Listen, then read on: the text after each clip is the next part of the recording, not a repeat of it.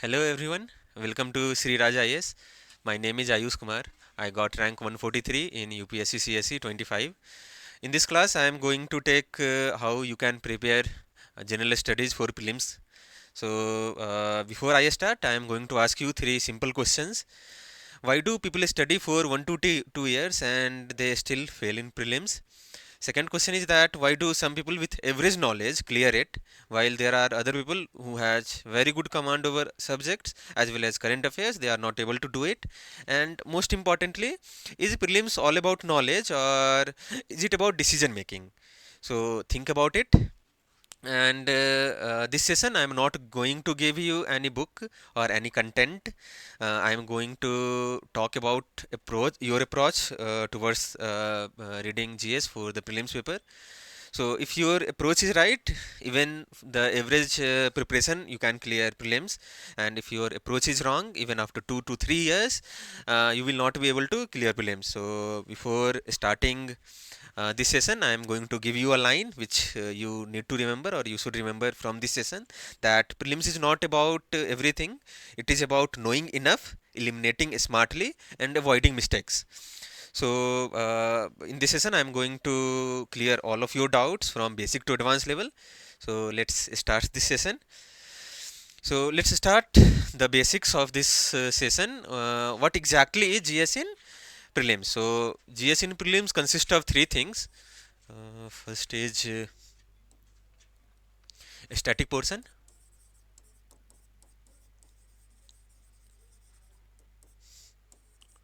Second is your current affairs.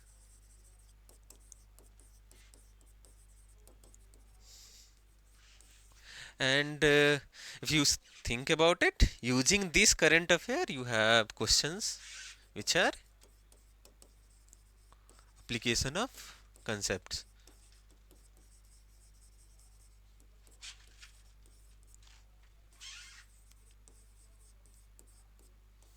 Right. So again, the subject you all know कि इसमें क्या क्या आते हैं. We have the most important polity, economy, geography.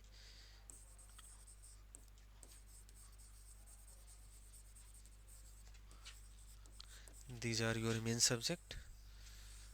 About 45 to 50 questions from this, and then you will have IR, science and tech, and you have environment, and the most important one, history. Right. So these are the subject, and GS, it comprises of all these things. So तुम्हारा जो भी preparation है, that cannot be compartmentalized. Everything that is somewhat linked to each other, and उसके हिसाब से आपको preparation होते हैं करने. So the next thing is कि से हम GS for prelims अगर पढ़ रहे हैं तो how GS for prelims is different than GS for mains. तो जो भी हम लोग कोई भी क्वेश्चन कर रहे होते हैं for prelims, so it is all about recognition. So prelims is about information recognition.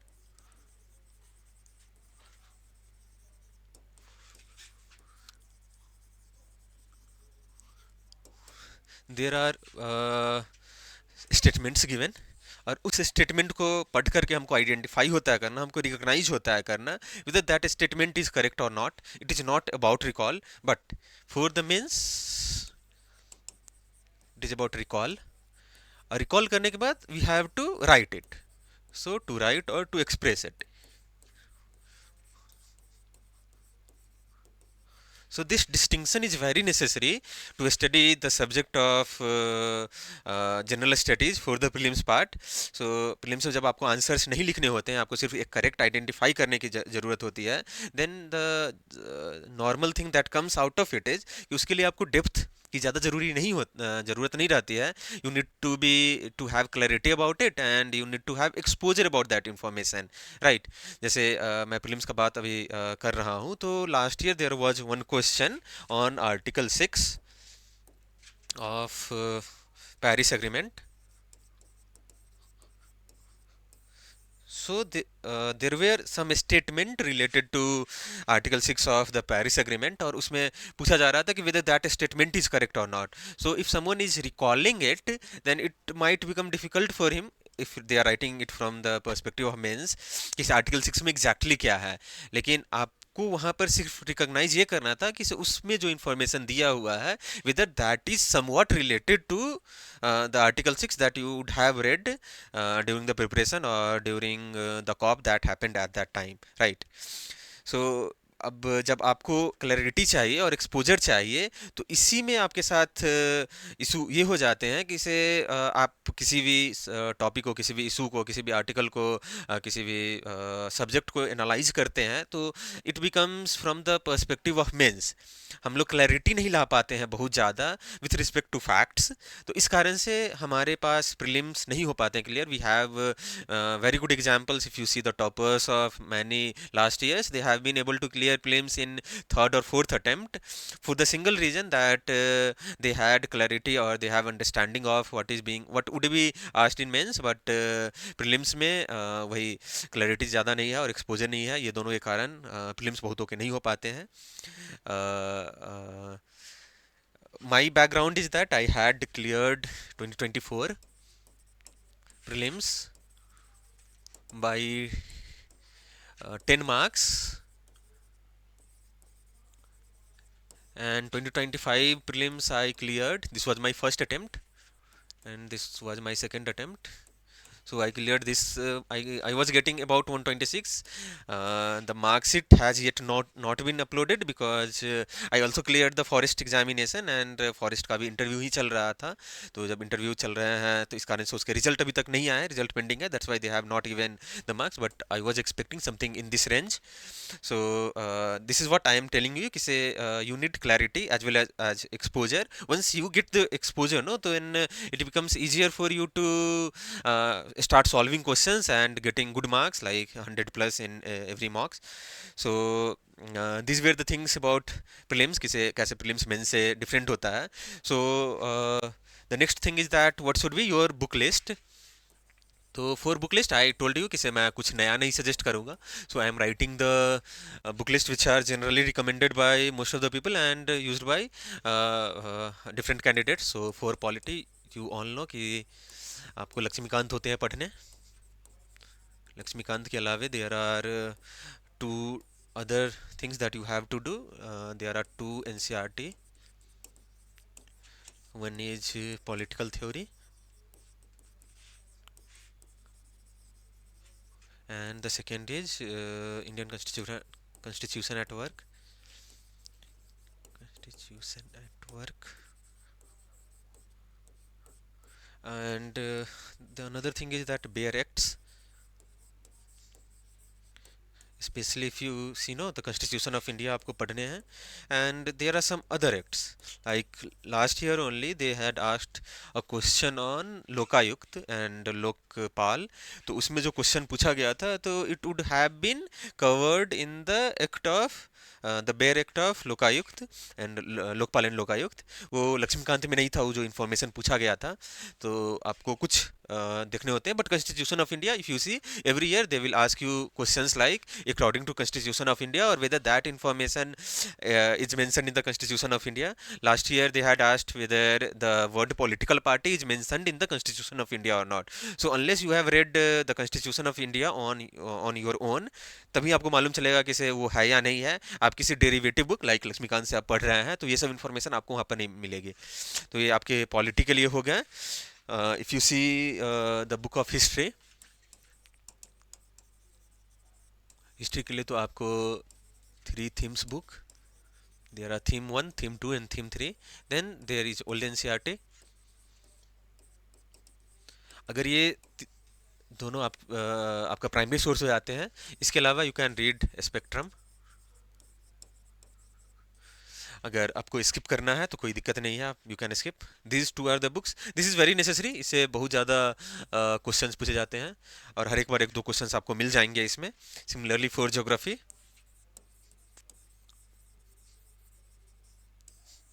Geography में NCERT, there are 2 NCERT. And for these two NCERT, you have to go word by word. I'm going to show you one information which will check.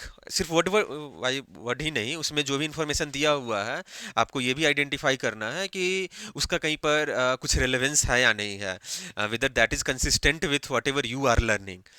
Or most of the things you have to remember through these two NCRTs. You have to revise it for 3 or 4 times, 5 times, and then only you will be able to solve the questions. So geography का ऐसा है कि या तो वो question NCERT से होगा, नहीं तो एक ऐसी जगह से होगा जिसको किसी ने नहीं पढ़ा होगा. तो इस कारण से आपको एनसीईआरटी पर फोकस करने हैं, because this is the competitive examination where cut off is decided by what you know and what other people know. So you and the other people, they will be knowing whatever is written in the NCERT. So you have to read this. Other books you can skip, कोई ज़रूरी नहीं है उसका पढ़ने के. Still I got 126 without reading any other book in geography, and I think I got 80 to 90% of questions were correct in geography. So this question, if you see this, no. So I am going to focus on this. Last year there was this question that the question was exactly this statement: the Gondwana system of sediment from India is known to have its counterpart in 6 different land masses of the southern hemisphere. ये पूरा का पूरा यहाँ से यहाँ तक statement था दिए हुए. And if you see, no, they have continued it. At the base of the system has thick tillite indicating extensive and prolonged glaciation. Counterparts of this succession is found in Africa, Falkland Island, Madagascar, Antarctica, Australia, beside India, right. तो इसमें नीचे आप देखो तो there are 5 places that they have written, and all these 5 places are from the southern hemisphere, but in the top statement they had written there are 6 different land masses of the southern hemisphere where Gondwana system of sediments are present. So they had and apart from India, including not including India, apart from India there are 6 land masses. uh, of the southern hemisphere. Anyway, if you see, India comes under the northern hemisphere, so there are 6, but they have given the 5. So while reading the geography NCERT, you have to identify these things. Okay, they have written there are 6 different land masses, but they have given the name of only 5. So in the examination, if you are seeing this question, you will remember, okay, there is Africa, then the second one is Falkland Island, the third one is Madagascar, the fourth one is Antarctica, and the fifth one is Australia. So believing this thing is सिर्फ 5 ही है, you will mark that question as a wrong statement. But they had written that there are 6 land masses in the southern hemisphere. So if you had identified there is a gap between what was written in the earlier statement and what has been given in the later part of this paragraph, you would have marked it correctly. And I had done this thing. If you see, no, ये directly मेरे जो NCERT PDF जो था उसका ये part है, और उसमें मैंने इसको इस तरीके से अंडरलाइन किया था कि there are 6 different land masses, and then I had marked it Africa, Falkland island, Madagascar, Antarctica. ये तो इस कारण से only 5 I had written it, कि अगर there is a discrepancy here. So in the examination, when I saw that question, I was like, okay, I had read it, and I had not only read it, I had marked it, and I had also revised it. तो geography का यही scenario रहता है कि आपको NCERT इस तरीके से याद करना है कि that is the thing which is going to like solve you, और which is going to bring you about 20 marks सिर्फ एनसीईआरटी से हो रहेंगे अगर इस तरीके से आप पढ़ रहे होते हैं. तो आपके ज्योग्राफी के ये हो गया. Coming to economy. इकोनॉमी में आप कहीं से भी एक बेसिक मटेरियल उठा सकते हैं. देयर आर मल्टीपल सोर्सेस और there are multiple material teachers जो पढ़ाते हैं. आप किसी के भी एक को पढ़ा लें, और इसके अलावा you need to add some of the current affairs, not much, some of the current affairs, क्योंकि करेंट अफेयर्स से बहुत ही ज़्यादा क्वेश्चंस नहीं रहते हैं, but there are 1 or 2 questions which comes from the current affair, and you have to include that. Like last year only they had asked इसमें से कौन कौन सा कंट्री है जो यूपीआई को एक्सेप्ट अभी कर रहा है. तो that was from the current affair, and someone would have read it in the banking pillar of economy, और उसमें जब यूपीआई पर गए होंगे तो यूपीआई में उसका पॉपुलैरिटी कहाँ पर है, ये सब के बारे में हम लोग ने उसके बारे में ये बात किया था. Again coming to the next thing, that environment. Environment में there are multiple sources. Pick one. कोई भी एक जो बहुत ही and most of you would be knowing कि किस सोर्स को पिक करना है, किस सोर्स को नहीं पिक करना है, तो आपको बेसिक अंडरस्टैंडिंग के लिए हो जाता है, which is going to help you solve many questions. इसमें सबसे ज़्यादा इंपॉर्टेंट आपके एग्जाम्स हो जाते हैं, मॉक्स हो जाते हैं। जो भी मॉक्स आप दे रहे हैं उसके थ्रू आपको रियलाइज करना होता है कि से what are the questions being asked. Like if a question is on plastic pollutant, right, तो प्लास्टिक पॉल्यूटेंट के बारे में वो करंट अफेयर का न्यूज़ नहीं बनता है, वो आपके स्टैटिक पोर्शन का न्यूज़ बनता है। So if you have an understanding of कि पॉल्यूशन कैसे होता है, उसमें प्लास्टिक पॉल्यूशन कहाँ पर से आते हैं, then you will be able to solve that question. तो ये हो गया current affair. You need to add somewhat of current affair. Species जो रहते हैं, स्पीसीज के बारे में आप 15-20 स्पीसीज के बारे में अगर पढ़ पा रहे हैं देन वेल एंड फाइन। उससे ज़्यादा पढ़ने की उसमें ज़रूरत नहीं है, क्योंकि स्पीसीज से रिलेटेड अगर कोई भी प्रॉपर्टी आपसे पूछा जा रहा है, उसका कोई कैरेक्टरिस्टिक आपसे पूछा जा रहा है, तो एग्जाम के समय में it becomes very binary for you to answer that question कि वो सही है या गलत है। अगर वो सही है तो आपको नंबर मिल रहे हैं, अगर गलत हो जा रहा है, आप जो भी टिक किए हैं तो वो गलत हो जाएंगे एकदम। वो 50-50 पूरा हो जाते हैं एंड वेरी रिस्की। तो उसमें बहुत ही ज़्यादा आपको डेप्थ में नहीं जाने हैं, बहुत सारे एनिमल्स के बारे में, बहुत सारे स्पीसीज के बारे में नहीं पढ़ने हैं। एग्जाम दीजिए, एग्जाम देने में जो भी मार्क्स में आपको मिल रहे हैं उसको आप यूज़ कीजिए, that is more than enough, ये होगा। And again coming to science and tech, तो साइंस एंड टेक में again there are some basic things. Last year they had asked a question on UAVs, drones, right? UAV comes under drones. तो if you see that question, no, तो आपको realise होगा कि से अगर drone के बारे में आपको थोड़ा सा भी आइडिया है और आपने देखा है, आपने उसके बारे में पढ़ा है, then you will be able to solve that question. नहीं तो इट बिकम्स वेरी डिफिकल्ट कि आप उसको किस पोर्शन में डालें, उसको हम करंट अफेयर के थ्रू माने या उसको मैं स्टैटिक पोर्शन का मानूं।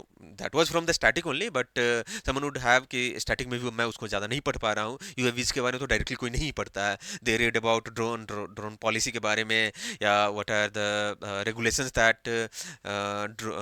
That governs drones in India, इस तरीके से हम लोग पढ़ रहे होते हैं। तो आपको बेसिक्स होते करने।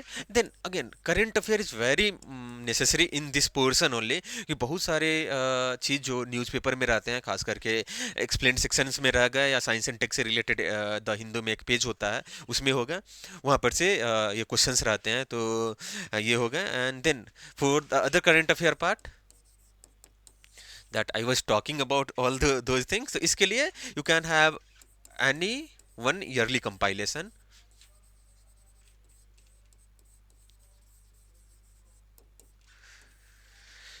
This is more than enough, ये आपके सोर्सेज के बारे में हो गया।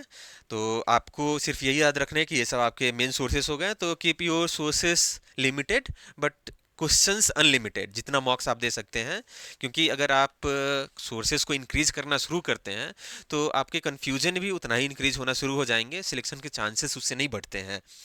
तो the next thing is that should you make notes. तो फॉर प्रीलिम्स बल्कि नोट्स की ज़रूरत नहीं पड़ रही होती है, आप अपने माइक्रो नोट्स बनाएं, आप रिवीजन नोट्स करें। फैक्ट्स, ट्रैप्स और मिस्टेक्स, ये तीनों पर आपका ज़्यादा फोकस होना चाहिए। फैक्ट्स जहाँ पर आपसे पूछे जा रहे हैं, जैसे साइंस एंड टेक में होंगे या इन्वायरमेंट में होगा, तो वो सब आपको आना चाहिए। Traps you need to identify through mocks, PYQ analysis. और आप कहाँ पर मिस्टेक्स कर रहे हैं ये ज़्यादा नेसेसरी हो जाते हैं। अगर पॉलिटी की मैं बात करूँ तो उसमें जब लक्ष्मीकांत आप पढ़ रहे होते हैं, तो लक्ष्मीकांत में there are certain chapters like fundamental right और जुडिशियरी और let's suppose parliament, similarly DPSP. So these are the chapters which need reading of, let's suppose कि इसको पढ़ने हर एक चैप्टर को आप 20 से 25 बार रिवाइज करेंगे। लेकिन उसके अलावा आपको बाकी चैप्टर्स हो गए तो उसको 3-4 बार अगर आप पढ़ ले पा रहे हैं और अच्छे से पढ़ रहे हैं, then that is more than sufficient to tackle any question of the polity. तो ये रिवीजन के लिए नेसेसरी हो जाते हैं। तो अगर आप नोट्स बना रहे हैं, नोट्स में बनाने के साथ उसमें बहुत ज़्यादा टाइम दे रहे हैं लेकिन आप रिवाइज पर फोकस नहीं कर रहे हैं, तो दैट नोट इज़ यूजलेस, तो उसको आप नहीं करें। द सेकेंड थिंग इज कि हम लोग ट्राई करते हैं कि what kind of question that UPSC ask. there are certain type of questions that UPSC asks. So if we have to divide into different themes, no, तो the first one will come in into कि से वो directly आपसे conceptual question पूछ रहे हैं, right? concept like UAVs, तो ये पूरा का पूरा कंसेप्ट का क्वेश्चन था कि यूएवीज क्या होते हैं। Then second is factual question.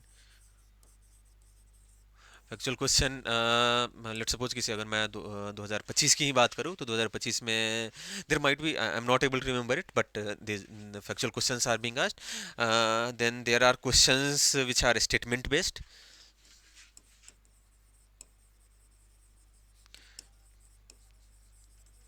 And again there are some year they ask question on match the following,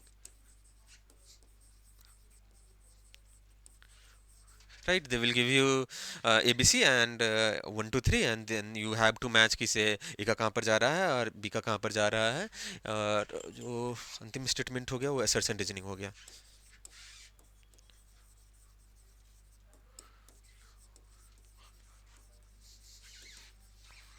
right. तो इसमें सबसे ज़्यादा इशू किस में आते हैं? स्टेटमेंट बेस्ड वाले में. कंसेप्ट वाले में आपको या तो क्लियर होगा वो कंसेप्ट तो you will able to market, अगर क्लियर नहीं होता है तो आप उसमें कुछ नहीं कर सकते हैं. सिमिलरली फैक्ट्स वाले में ऐसे हो जाएंगे कि से या तो आपको फैक्ट आते रहेगा, नहीं तो आपको फैक्ट वो आते नहीं रहेगा. लेकिन जो स्टेटमेंट बेस्ड रहते हैं, this is the area we where आपको करने होते हैं. जो कंसेप्ट से रिलेटेड बहुत ज़्यादा नहीं रहता है, वो बहुत ज़्यादा फैक्चुअल्स नहीं रहते हैं, और जिसमें मार्क्स सबसे ज़्यादा फिच होते हैं. तो इस टाइप के क्वेश्चंस को करने के लिए you should have clarity about कोई भी सब्जेक्ट आप ले लो, और आपको उसी इसी सब स्टेटमेंट बेस्ड के लिए आपको जैसे you had that article 6 statement, right?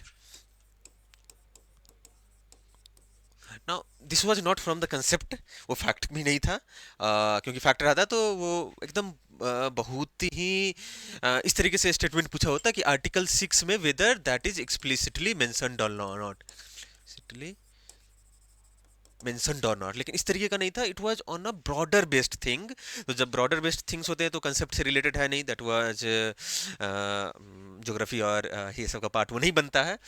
तो that was the statement based question where you have to distinguish yourself from the other, or you can make a distinction of yourself from the others, जहाँ पर आपको number आने होते हैं, और number ये सब करने के लिए आपको जीएस के कुछ सब्जेक्ट्स, कुछ टॉपिक्स को अच्छे से पढ़ने होते हैं. तो ये सब आपको रियलाइज होगा जब आप पीवाईक्यू को सॉल्व करेंगे. तो the next obvious question becomes is कि what is the role of PYQ. तो पीवाईक्यू से आपको ये मिलता है कि से यूपीएससी क्या पूछ रहा है, यूपीएससी की आस्किंग कौन से डायमेंशंस में वो जा रहा है, कितना वो डेप्थ में जा रहा है, राइट? दूसरा का चीज आपको मिलेगा कि यूपीएससी क्या नहीं पूछता है. UPS not asking.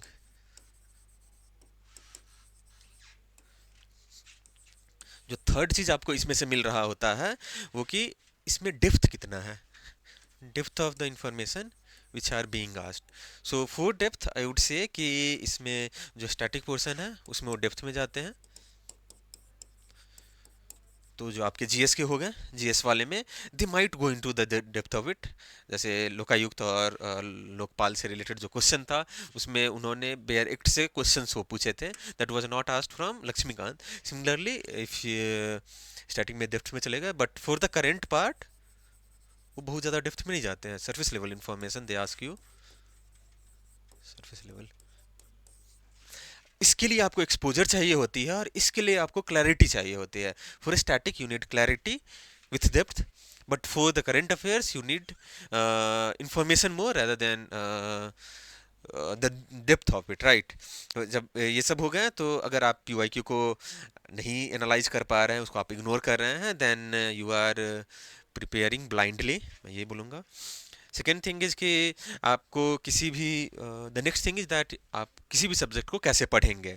तो let's suppose I am taking polity as an example. तो पॉलिटी को सबसे पहले वी स्टार्टेड, लेट्स सपोज किसी हमारे पास कोई फाउंडेशन कोर्स था, तो मैंने उसको फाउंडेशन कोर्स को किया, उससे रिलेटेड मेरे पास कुछ बुक्स थे, सप्लीमेंट्री बुक्स थे और क्लास नोट्स थे. तो दैट वुड बी, उसको मैं पढ़ रहा हूँ, तो that would be my first reading.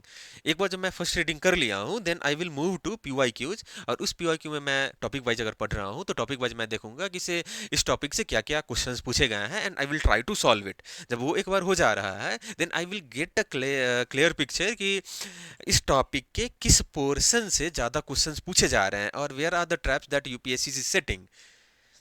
उसके बाद फिर से मैं नेक्स्ट रीडिंग करूंगा अपने जो मटेरियल है उसको। उस मटेरियल में मुझे ये रियलाइज होगा कि okay these are the areas where UPSC is asking questions and these are the area which UPSC is not asking question, and from this area UPSC is setting some traps. तो second reading जिसमें मेरा बहुत ज़्यादा focus होगा UPSC के PYQ के पढ़ने के बाद, जिससे हमारा फोकस्ड स्टडी उसमें होगा। जब वो हो जाएगा एक बार, then we will start to do unknown PYQs, जो आज तक मैंने नहीं किया है, यूपीएससी आज तक जिसको नहीं पूछा है, which will make us understand whether which will make us realise whether we have understood that topic और नॉट। अगर एक बार हम लोग को समझ में आ गया है, then we will be able to solve not only the PYQs, we should be able to solve some unknown questions on that topic. जब ये सब हो जाते हैं, फिर से मेरे पास अगर कुछ चैलेंजेस उससे रिलेटेड नजर आ रहे हैं, then again we will start to revise it. So the ideal thing is कि first reading, then from first reading you move to PYQs, solve PYQs. From PYQ you move to again focused reading,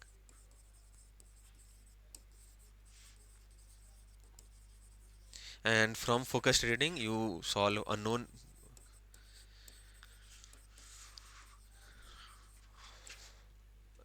MCQs, and you have to revise it. So this is the ideal way of reading any subject for prelims, right? So this is the loop. You have to read PYQ, focus, then MCQ, and then revise, right?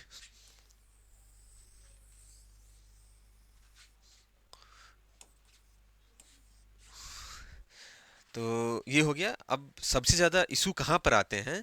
People will read it, जो aspirant रहते हैं, PYQ तक भी कर पाते हैं, उसके बाद यहाँ पर वो नहीं आ पाते हैं। उनको लगता है कि पीवाईक्यू अगर हो गया तो हम जो पीवाईक्यू हम सॉल्व करना शुरू कर दिए, तो UPSC is most probably not going to ask you again the same question which it has already asked. उसके लिए आपको यहाँ पर होगा मूव करना। तो some people move to this, right, यहाँ तक चले भी जाते हैं। यहाँ तक जाने के बाद what they are not able to do is कि उससे अननोन जो एमसीक्यू है, जो मुझे नहीं आ पा रहे थे इससे पहले, मैंने कहीं उसको नहीं देखा था, अनएक्सपोज्ड एमसीक्यूज है, उस पर वो नहीं जा पाते हैं। Even if suppose they are able to go up to this, no, they will again not revise it. So this revision, this is like 4 to 5 times of every subject, right? तो ये हो गया। तो इसके आगे अगर हम लोग मूव करते हैं, this is how you need to read it. So after reading all this things, solving PYQs as well as solving some of the MCQs, the next thing that comes to our mind is हमको elimination method कैसे use करना है।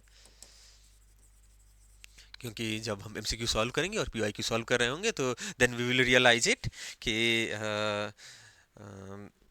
जो information मुझे नहीं भी पता था, स्टिल उस इन्फॉर्मेशन और उस क्वेश्चन को हमने सही किया है यूजिंग दिस टेक्निक। सो अब इसको हम कैसे यूज करेंगे? तो obviously there are extreme words. Extreme words के लिए you need to be very cautious about extreme words, किसी इस पर हमको कैसे देना है। जैसे there are all, only, always. तो you need to be very careful about कि से whether you are able to find any example out of it, जो आपको मिल रहा है या नहीं मिल रहा है। अगर मिल गया तो obviously that will be wrong, अगर नहीं मिल रहा है then again still you have to be very cautious about marking that option as the correct option. तो इसमें एक ये हो गया extreme words. Second is logical contradiction.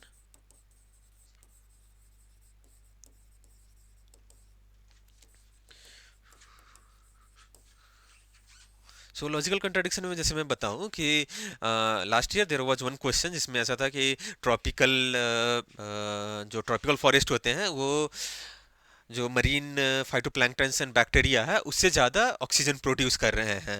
And the second statement was कि marine bacteria and phytoplanktons they are producing more than 50% of the oxygen in the atmosphere. तो अब इस दोनों स्टेटमेंट को अगर आप देखें, तो फर्स्ट इज सेइंग कि से ट्रॉपिकल फॉरेस्ट है, वो 50% is producing more oxygen than marine phytoplanktons and bacteria, right.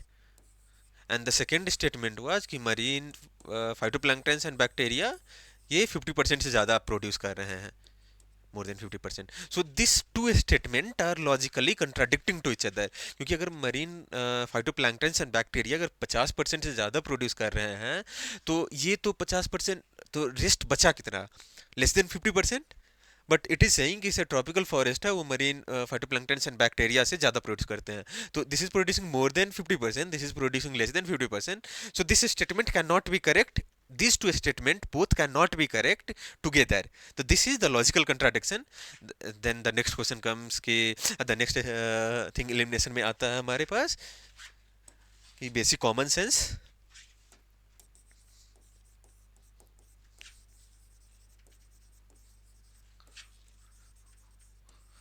Like last year दे एक क्वेश्चन साइंस सेंटर में जो पूछा गया था, वो क्वेश्चन ये था, and I am telling you about last years questions, क्योंकि that is the recent one I had given and I had more exposure to that questions and that paper, that's why I am telling you about the last year paper. उसमें ऐसा था कि coming to what I was talking about, उसमें ये question था कि इस किस किस मटेरियल में प्लास्टिक पाए जा रहे हैं या नहीं पाए जाते हैं. उसमें एक क्वेश्चन था सिगरेट बट. तो अगर उसको मैं देखूँ तो that was our basic question, basic common sense question. If you see और if someone would have seen someone who smokes और someone smoking, then he would be realizing कि से जो सिगरेट का बॉटम पार्ट होता है वो उस तरीके से डिज़ाइन ही किए जाते हैं जिसमें प्लास्टिक का यूज़ होता है, right.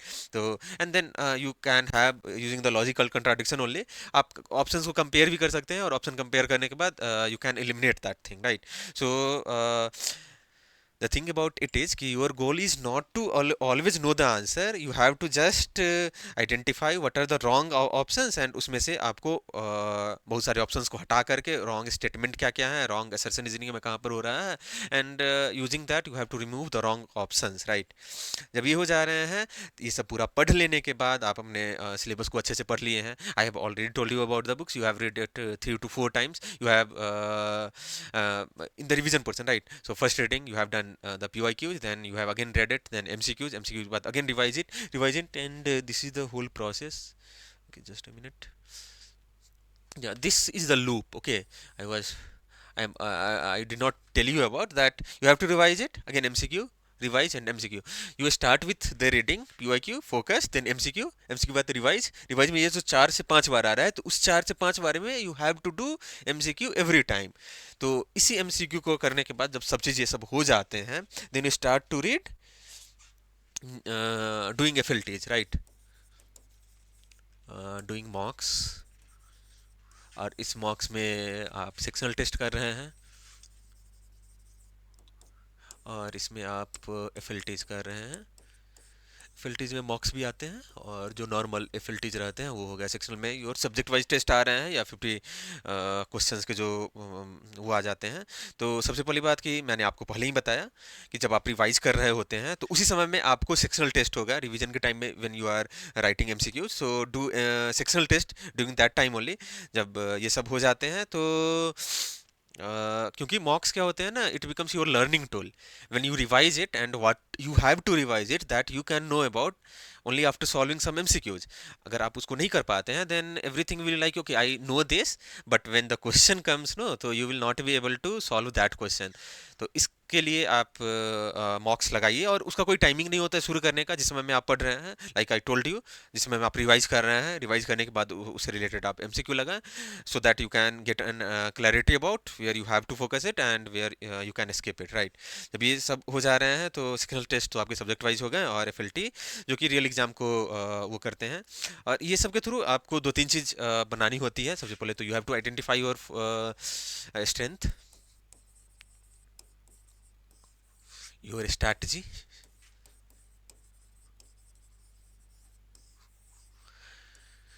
then simulating the environment as well as pressure handling. Let's suppose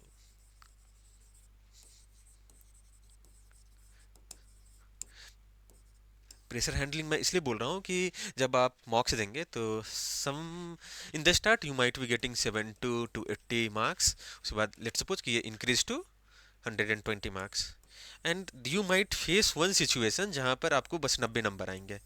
तो इस 90 number, this is the pressure handling, that you were getting 120 marks continuously in 3 or 4 test, उसके बाद आपको डायरेक्टली ड्रॉप हो गया 90 marks, and there was no fault of you जिसके कारण से 90 हुआ। Maybe there were 60 questions जो बहुत ही करंट अफेयर से थे, जब करंट अफेयर से थे, और उसमें बाइनरी क्वेश्चंस था कि either you know that statement and because of that statement that you are getting an option, और अगर वो नहीं स्टेटमेंट आ रहा है then you are getting some other option, and you had thought कि से जब भी 50-50 रहता है तो 50-50 में on the long term basis आप एक को सही मारेंगे एक को गलत मारेंगे, मतलब 50-50 राइट होने के चांसेस रहते हैं, but on the specific mark ऐसा हो सकता है कि आप जितने भी 50-50 वाले में क्वेश्चंस आपने किए उसमें से आपका 95% क्वेश्चन गलत हो गए। 20 क्वेश्चन किए थे, 20 में 19 क्वेश्चन आपके गलत हो गए, 30 क्वेश्चन किए उसमें 27-28 क्वेश्चन आपके गलत हो गए। तो इट माइट हैपन। तो इस चीज़ को करने के लिए if you are writing mocks, तो you will be learning how to handle pressure in दो सिचुएशंस। जब ये सब हो जाते हैं देन कमिंग नेक्स्ट कि आपको कितने मॉक्स लगाने चाहिए। तो मॉक्स के लिए इट इज़ मोर अबाउट कि जैसे एक सेक्शनल आप दे रहे हैं,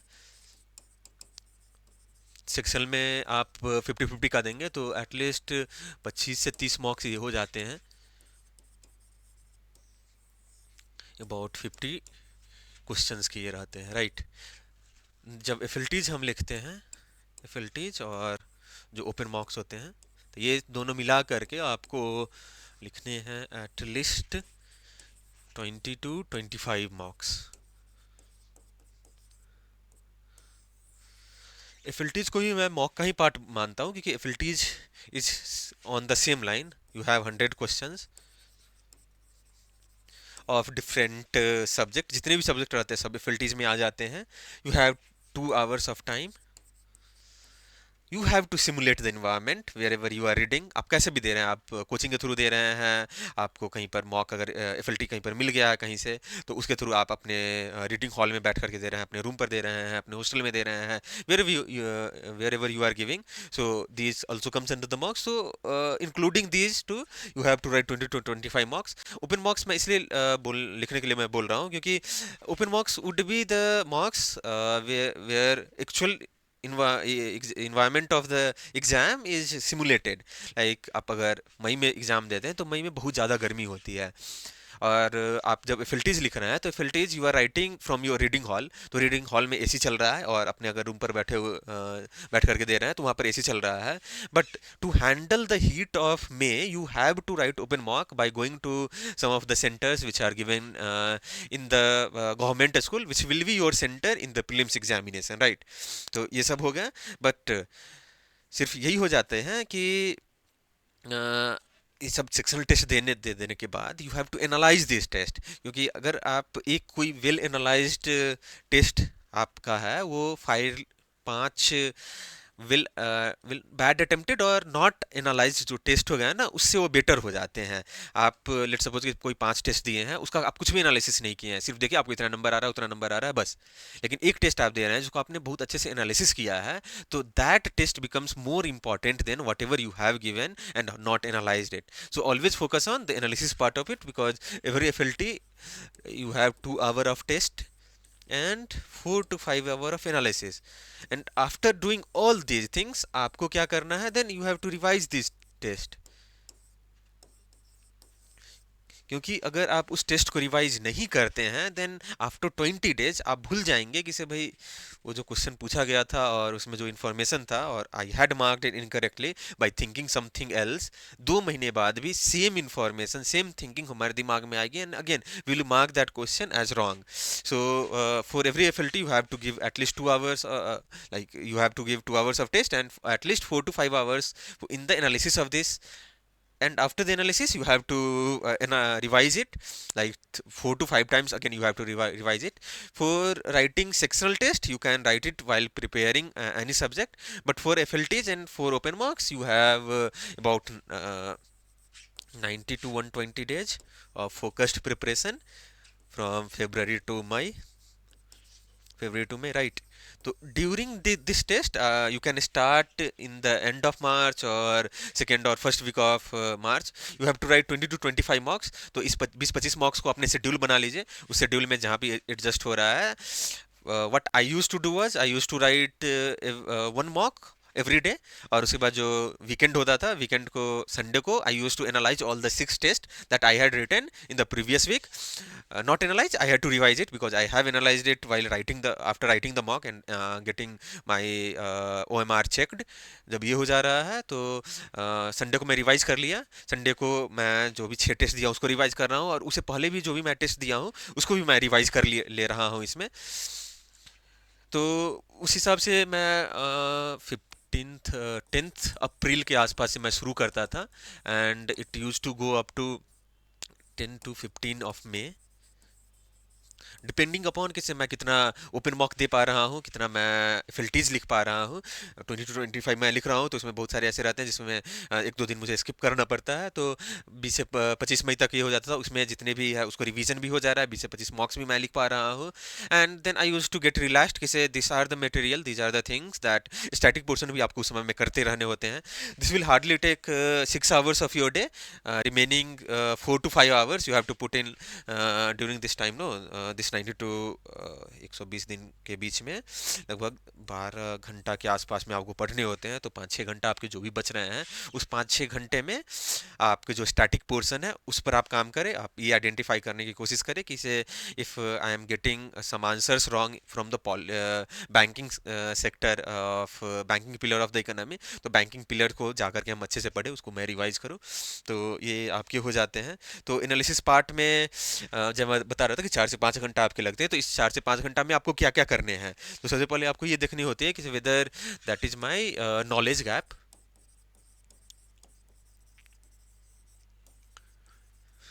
क्योंकि यूपीएससी का सिलेबस इतना ज़्यादा वास्ट है, तो you never know where that question might have been framed from.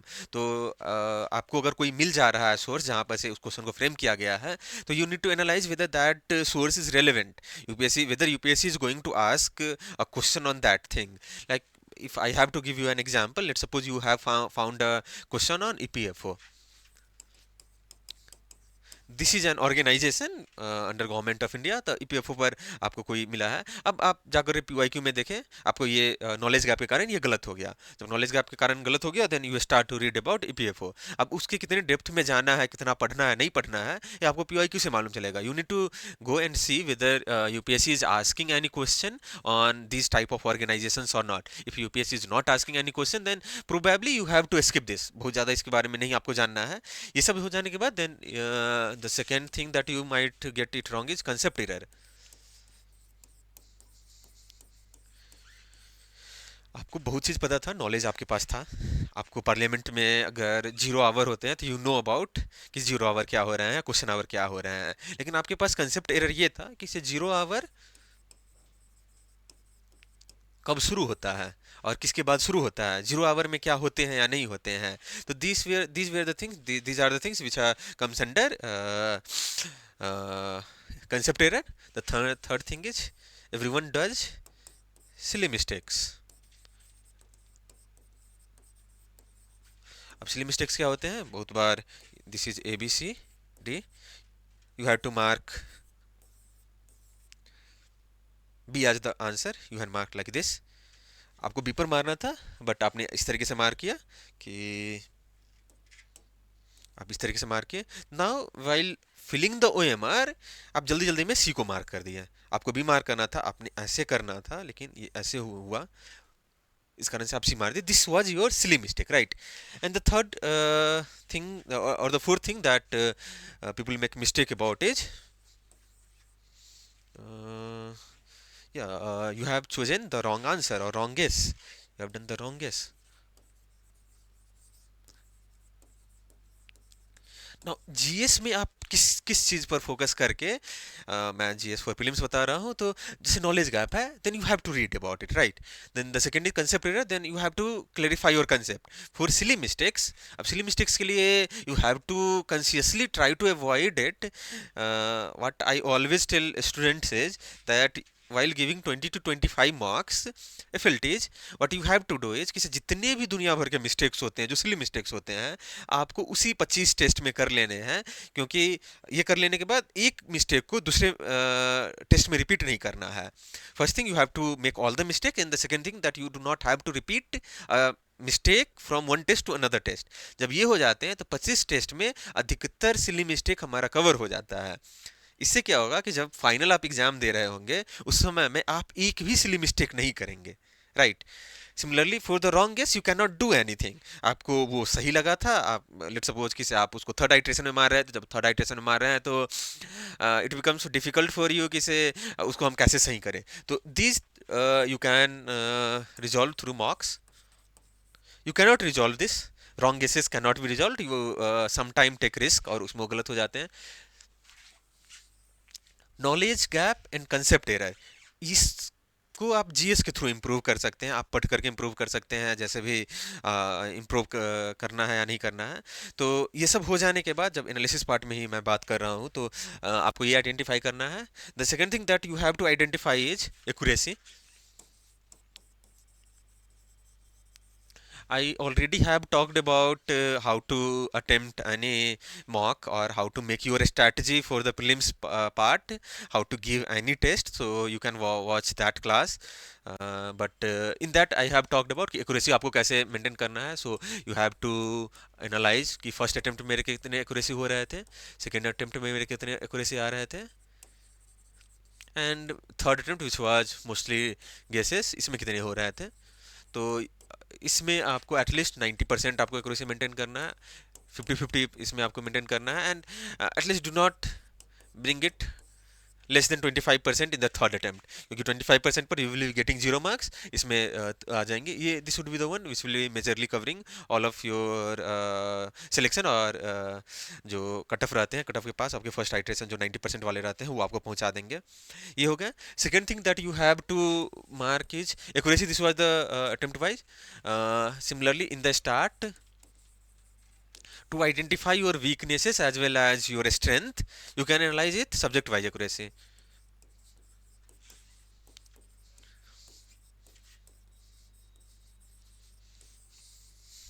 तो सब्जेक्ट वाइज एक्यूरेसी में इसलिए आइडेंटिफाई करने की ज़रूरत होती है, so that you can know where to focus, कौन से पार्ट को आप स्किप कर सकते हैं, और आप where you are wasting your time by reading something which should not be read, because you that is your strength, right.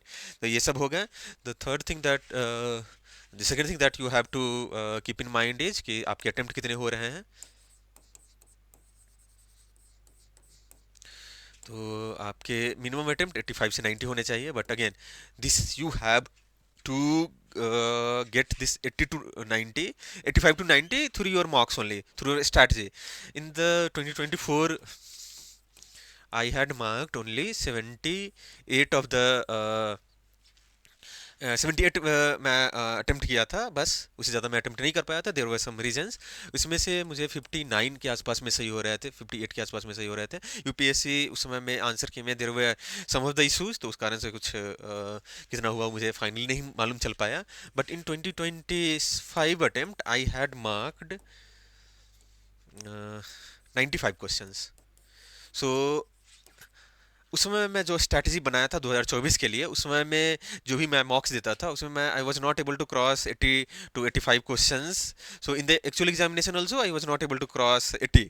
But जब 2025 का मैं मॉक दे रहा था उस समय में I was marking 95 to 100 in most of the मॉक्स. तो जब उस मॉक्स में मैं मार रहा हूँ 95 to 98 अगर मैं कर रहा हूँ, तो एग्जाम में फाइनली भी मैं 95 के आसपास में करके आया था, राइट. तो ये आपकी अटेम्प्ट होगा. ये अटेम्प्ट के बाद आपको अपना एलिमिनेशन क्वालिटी पर भी थोड़ा सा फोकस करना है. अगर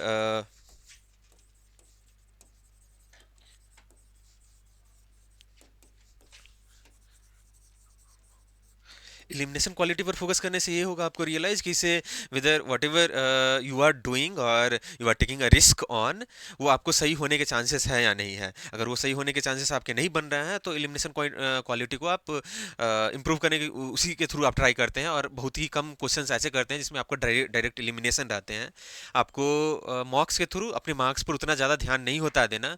इसलिए नहीं ध्यान होता है देना क्योंकि जब आप कोई भी मॉक देंगे तो एक मॉक दूसरे मॉक से कम्प्लीटली डिफरेंट होगा. होगा, और जब कम्प्लीटली डिफरेंट होगा तो every time you might be getting the marks in the range of 80 to 90 के आसपास में आ रहे हैं। लेकिन जब आप फाइनल एग्जाम दे रहे होंगे तो फाइनल एग्जामिनेशन में वो जितने भी आपने मॉक दिया उसका कंसोलिडेशन हो जाएगा, तो उसके कंसोलिडेशन होने के कारण your marks might increase at least 10 to 15 marks just because of that consolidation. तो आपको अपने मार्क्स को भूल जाने हैं, मार्क्स को जब भूल जाने हैं देन अगर मार्क्स मार्क्स फ्लक्चुएट हो रहे हैं तो उस पर आपको थोड़ा सा ध्यान देना है। At least you should be getting something consistent marks, क्योंकि there are at least 50 to 60% of the questions जो रहते हैं वह टेस्ट टू गिव, जिसमें आपको 70% के आसपास में स्टैटिक पोर्शन रहते हैं कोई भी मॉक में, उस टेस्ट को आपको देना है। रैंडम टेस्ट को आपको अवॉइड है करना।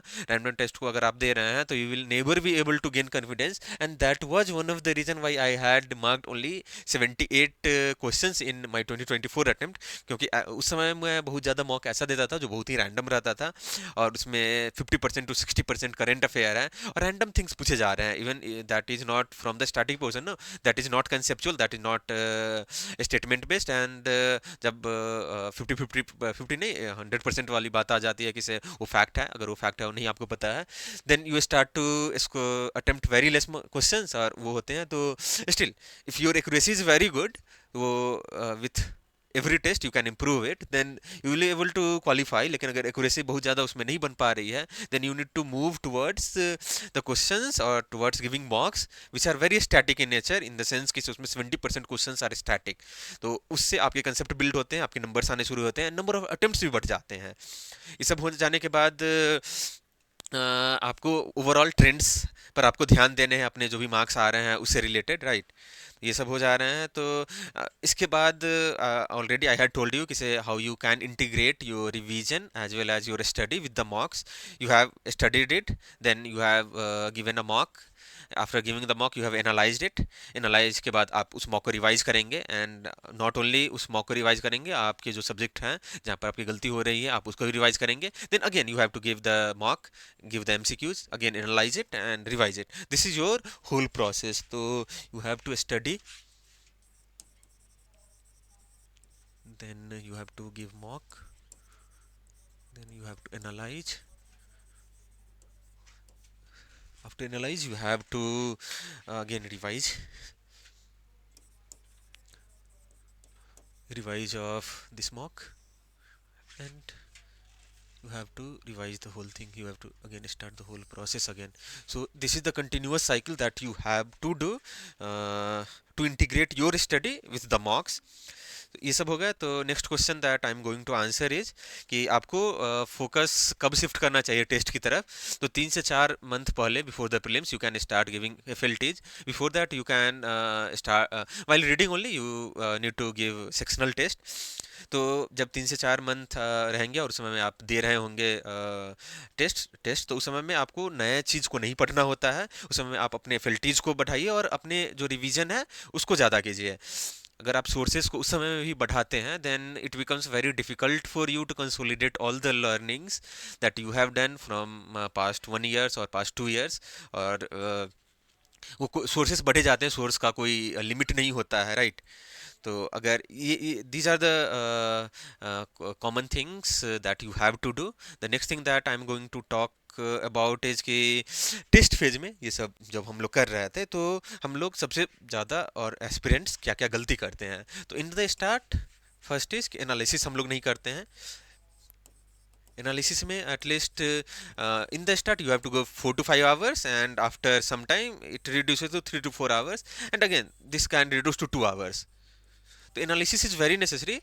The second thing that the mistake people give is कि हम लोग स्कोर के पीछे जाते हैं। अब स्कोर के पीछे हम जाते हैं तो we start to learn tricks, and the best trick is to increase your knowledge, and to increase your knowledge you have to revise. Score के पीछे आपको नहीं भागना है, आपको बेस्ट ट्रिक के पीछे भागना है। और बेस्ट ट्रिक इसके लिए क्या है, आपको अपनी नॉलेज को बढ़ाना है, राइट। सेकेंड थिंग इज कि थर्ड थिंग दैट इज कि we change strategy after every test.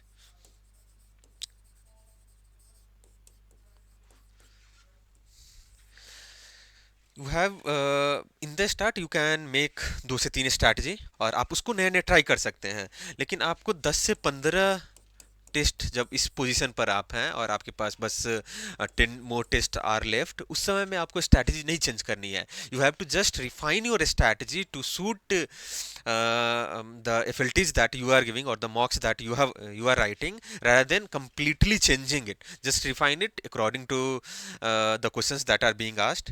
And ये सब हो जाने के बाद the biggest mistake is revision हम लोग नहीं करते हैं. रिवीजन हम किसी चीज़ का नहीं करते हैं, तो हम लोग जो भी मॉक लिखे हैं जिसमें गलती हमारी आ रही है, उसमें कुछ हमको नया इन्फॉर्मेशन मिल रहा है, उसका हम रिवीजन नहीं करते हैं. एज वेल एज जो हमारे ये यहाँ पर रिवाइज का जो पोर्शन बच रहा है स्टडी से रिलेटेड, ये दोनों हम नहीं कर पाते हैं. We randomly giving test and अगर बहुत अच्छा नंबर आ रहा है तो वी इंजॉय करना शुरू कर देते हैं, और ख़राब नंबर आ रहे हैं then we start to leave the study. तो ये बहुत ही बड़ा मिस्टेक रहता है. दूसरा का बात इसमें ये हो जाती है कि आपको बहुत ही पूरा सिलेबस को कंप्लीट नहीं होता है करना.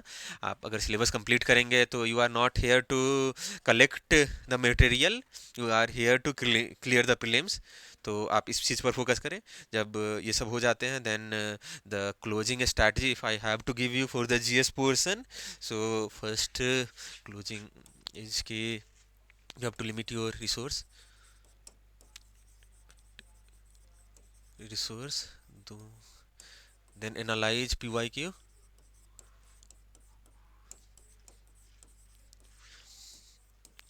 ये सब करने लेने के बाद आपको एनालाइज PYQ, देन जो रिसोर्सेस हैं उसको आप ये करने के बाद revise again your resources.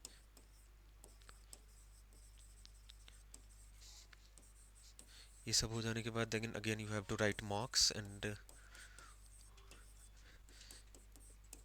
FLTs. Fifth में you have to again revise it and make a loop out of it. Okay,